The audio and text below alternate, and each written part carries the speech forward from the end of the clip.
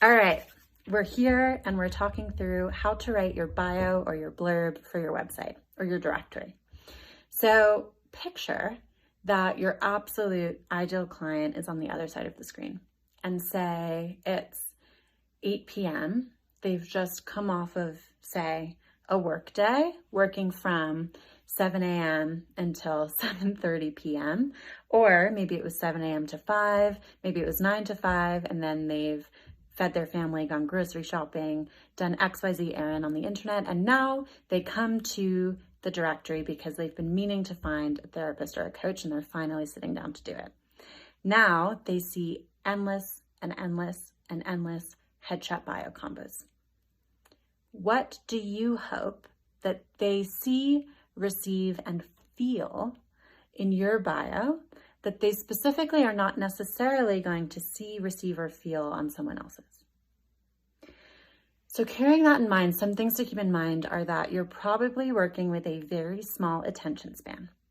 It does not mean that the person has a small attention span, that that's the case forever.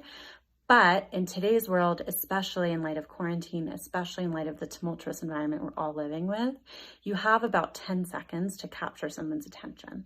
Because we're all holding and managing so much. There's so much circulating and living in here.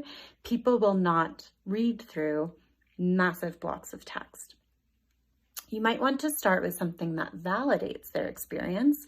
So as they're reading it, they're like, oh, that's interesting. Maybe this person's talking to me.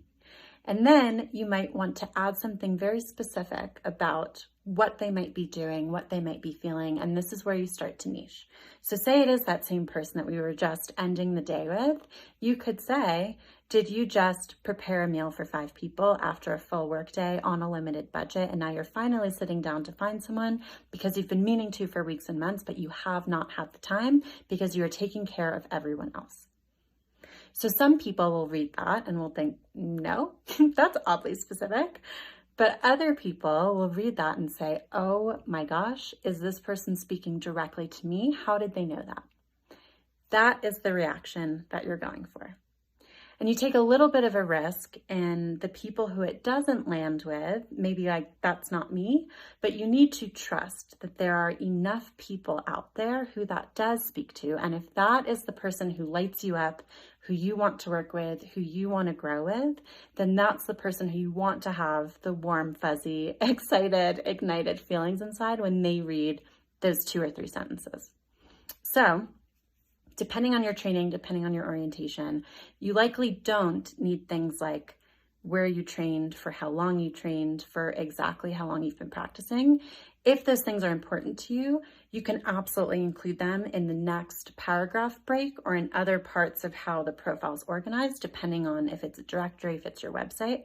But I really encourage in that first interaction with you that it's something human, it's something unique and specific, and you're talking in language that the person can viscerally feel and really be going through an experience with them, even though it's through the screen. So I hope that that's helpful for you. Let us know how this exercise goes. I would love to hear if this is helpful in crafting some of your language. And as always, keep your eyes peeled for question bubbles in our stories so that you can contribute what questions you most want us to answer so we can be as supportive as possible for you as you continue to grow in your business. Thanks for being here. Have a very grounding rest of your day, and we'll see you soon. Bye.